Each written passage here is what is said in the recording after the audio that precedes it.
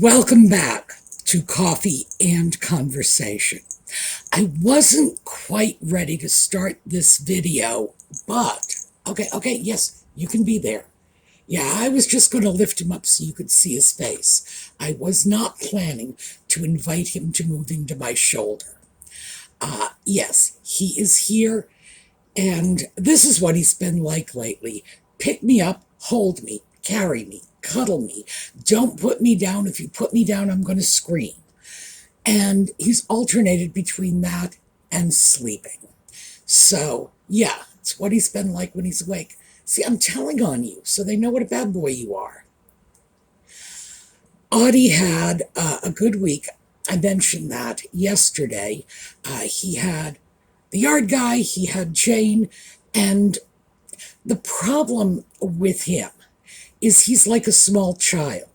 You know, it's like Christmas Day and then December 26th, Boxing Day. They figure everything needs to be Christmas. It's like, I got presents yesterday. Why aren't I getting presents today? Why is it not my birthday anymore? And that's the way he is. If he gets a little bit of goodies, then it's like, wait a minute, what happened? Yeah, I know, I got you. What happened as soon as the goodies depart? So he has been sort of casting about in the hopes that something wonderful will drop into his life because he got 2 guests on the same day. And this is just such a big deal for him. Yeah, I know. What are you? Can you see the camera? Here, I'll turn you over. Can you see? All right. So this is our Audie time. I am going to go see if I can sort of get him off my shoulder. It usually doesn't work. Ordinarily, what I do when I want him off is I just sort of tip him over. And when he doesn't want to go, he just hangs on. It's like, I'm not leaving because I want him to think it's his idea to leave. So I just give him a little nudge and let him jump off. That only works when they want to jump off. All right, I will be back whenever. Actually, as far as you're concerned, I'll be back right after the intro. It could take me 20 minutes of real time to get him off my shoulder. Yeah. All right, can we go? Come on. No. This is your cue to jump off. Come on. Your cue to... There we go.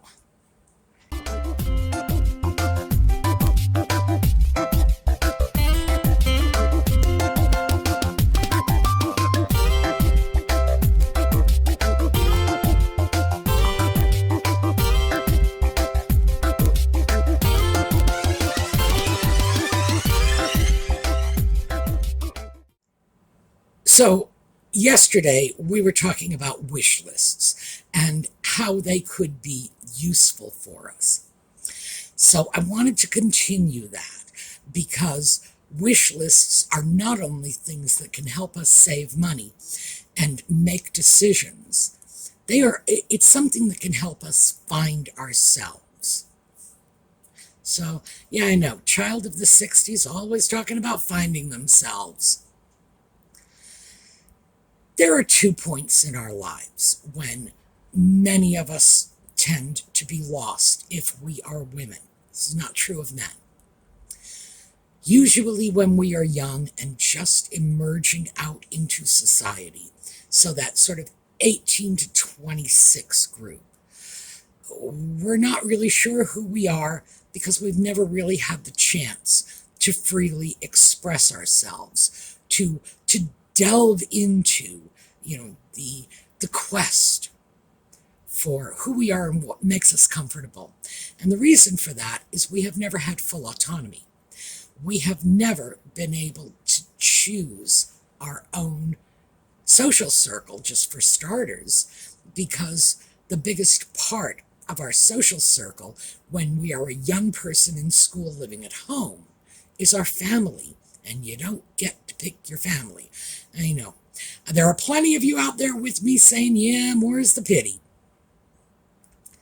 We were able to choose our friends Well, to some extent, I would have to say this. I would have to say in the case of most of us, we were able to choose some of our friends, but other people sort of got dropped into our social circle, whether we wanted them there or not, because I don't think any of us have gotten out of high school yet saying, gee, absolutely everybody I knew was lovely.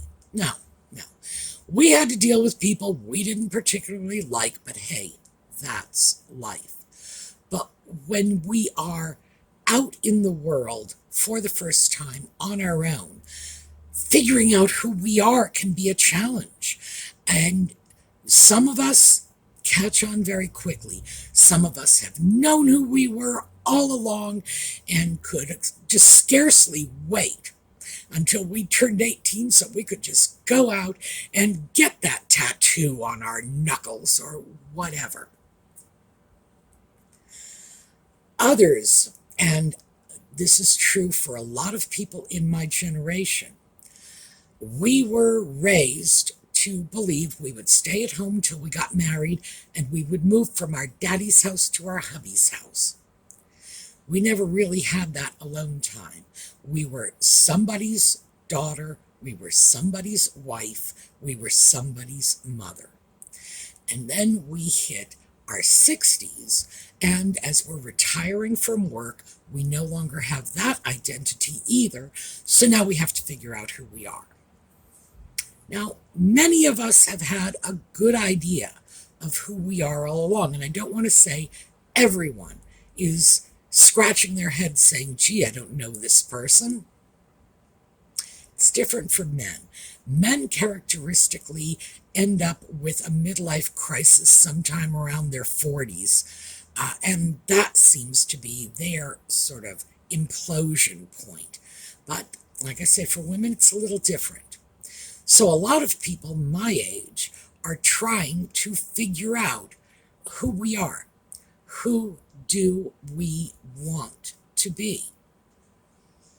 And of course, I focus on wardrobe because that is something that can tell the world who you are in seconds. And we'll go back to that concept in a moment. But this also works for other things. Projects.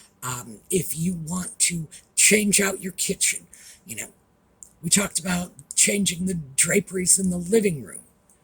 Anything like that, any sort of major change in yourself, your wardrobe, your environment, etc., can benefit from a wish list because it can help you clarify your ideas. So, I said a moment ago that how we dress can tell people a lot about us in the space of just a few seconds. It's like, quick, done.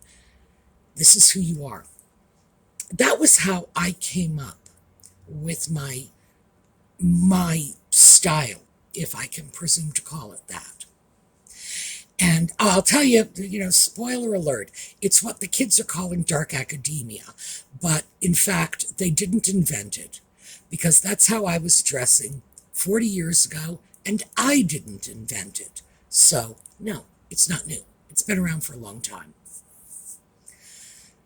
I chose that look specifically because as a social worker, and I was young, I was blonde. Those are not characteristics that inspire confidence. They've actually done studies about that. And I would have to say, if I had been working in corporate America, I would have dyed my hair. I do not look good with dark hair. I don't have the coloring for it. But if I were in corporate America, I would have gotten rid of the blonde because blondes do not inspire confidence. But I decided I wasn't going to do that if I didn't have to, because, as I say, I just don't look good in dark hair. So I needed to deal with young blonde. And I very quickly decided that where I was going to go for my inspiration at that time was some of my favorite professors from college, both male and female. because some of them were young and did inspire confidence. And I started to analyze how they dressed, what they wore, if that was a part of the confidence inspiring that I was looking for. Turns out there is, or at least was in the 1980s, a certain academic uniform, for lack of a better term. It was almost enough that you could walk down the street and separate the doctors from the lawyers from the college professors. And that was where my original inspiration came from, because I needed to convince my client population as a young blonde social worker that they could rely on me to help them navigate the difficulties in their lives. I needed them to trust me. I needed them to believe that I was part of the solution, not part of the problem. Because in fact I was. That was how I saw myself. And I needed them to get that message fast, because I didn't always have 6 or 8 months to build a rapport with them. Sometimes someone would drop onto my caseload in deep crisis and had to be dealt with immediately. So I took advantage of the fact that your wardrobe is like an instant, just bang, snapshot of who you are. And I wanted them to see intelligent, competent, trustworthy. And that, my friends, is what dark academia looks like to people. That simple. And that's how I started that. For me, because there was no dark academia, it was a little bit of Katharine Hepburn and a little bit of Annie Leibovitz. So, yeah, just sort of smush them together and saw what came out of it. And that was initially the essence of it, but it was designed for a purpose. I wanted to express to the world, this is who I am, because I needed to. And for anybody who thinks I don't, trust me on this. When you are dealing with a population that is in the system, in the way women on public assistance are, if you are not properly compliant, you can have your check pulled, you can have your kids taken away from you. The consequences of even some very, very small rebellions can be devastating. So I needed to make sure that my clients felt free to sit in my office and rebel all they pleased, and they would. They would come in swearing and knocking things over. Just get your rebellion out here.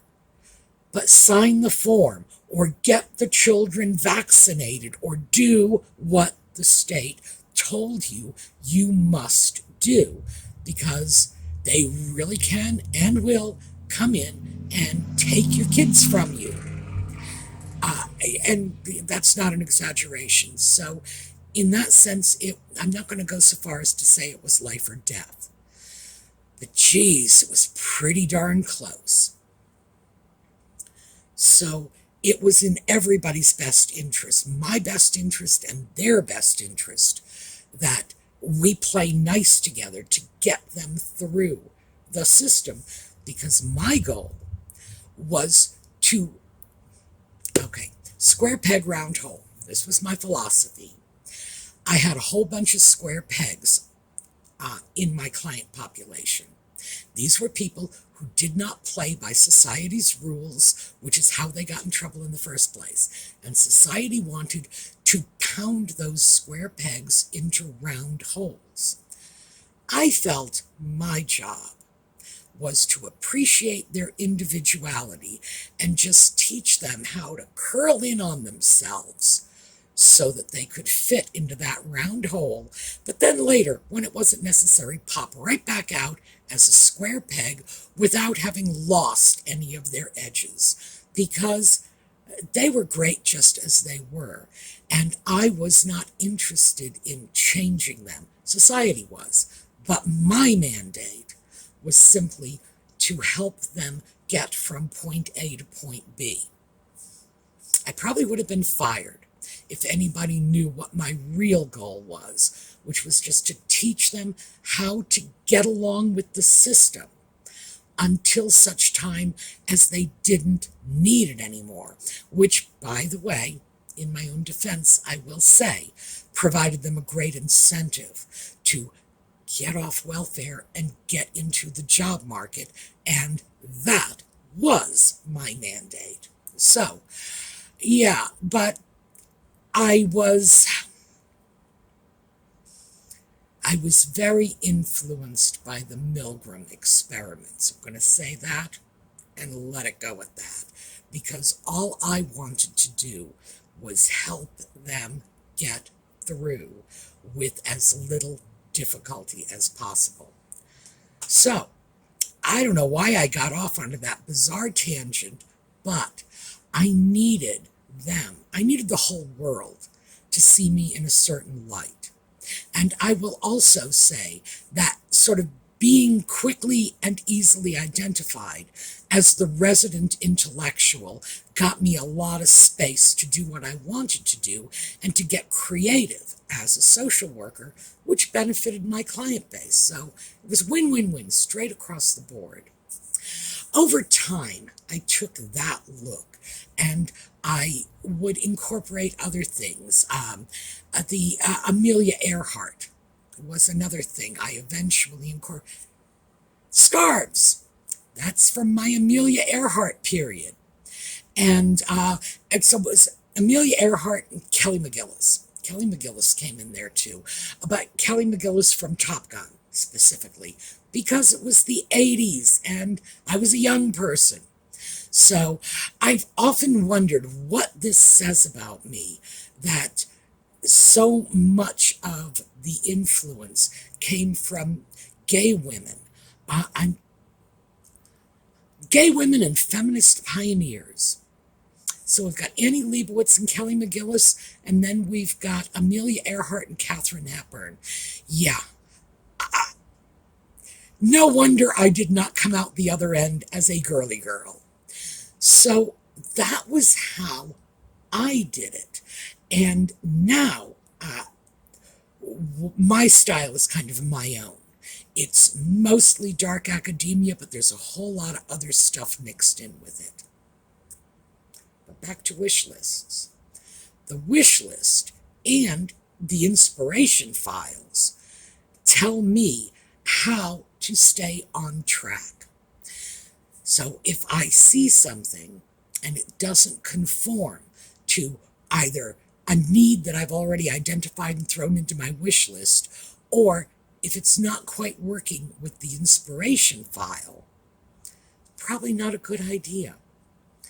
But this is the thing that I just wanted to communicate, that we need to figure out what part of ourselves we want to present to the world. And it doesn't have to be us. In other words, yeah, you can be anything you want to be. But maybe you just sort of want to go stealth mode, and you don't want the whole world to know that you like cosplaying at Disneyland, for example. Then you might be looking for a very different kind of wardrobe. And it's not just wardrobe, as I said, it's household. You might not want your house full of Disney memorabilia. You might want to put all that on stealth. And you might actually be looking at your clothing, your decor, etc., to be reflecting what you want them to see rather than what's really there. You might be looking at your wish list to define that funhouse mirror view of you that you want to share with everybody. And the real you may be something that you're just saving for your closest friends, your significant other, your besties, your kids, that sort of thing. That's perfectly okay. In fact, I think that's fabulous. I think society is in our face way too much of the time as it is. And anybody who says to me, but Sue, I want a little personal privacy. Oh yeah, I gotcha completely. And that is another way you can use this. So this is just, as I said, we're still following along wish lists, what it can do for you, how you can find yourself. And it doesn't even have to be you. It can be the you want to show to the world. A lot of people do this. By the way, the new thing now among the fashionistas is the old money look.